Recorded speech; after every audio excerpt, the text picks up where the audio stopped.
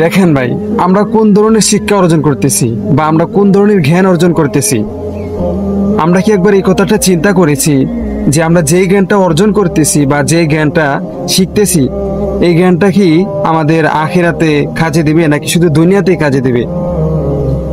দেখেন, শিক্ষা হচ্ছে দুই প্রকার। একটা হচ্ছে জাগতিক শিক্ষা, আর একটা হচ্ছে ইসলামিক শিক্ষা। ইসলামিক শিক্ষা যেটা, এটা মনে করেন যে সব জায়গায় চলে।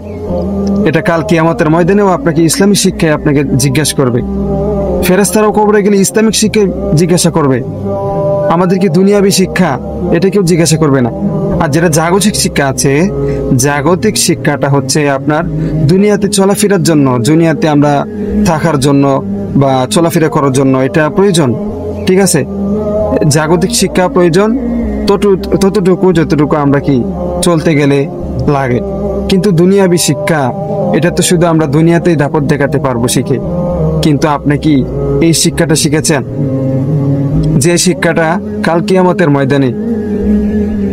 কিয়ামতের ময়দানে আমাদেরকে জিজ্ঞাসা করা হবে, আমরা দিব, সেই শিক্ষাটা আমরা কি শিখেছি? শিখি নাই। এর জন্য আমরা এখন থেকে আসুন সেই শিক্ষাটাই গ্রহণ করি, যে শিক্ষাটা শুধু দুনিয়া নয় আখিরাতেও কাজে দিবে।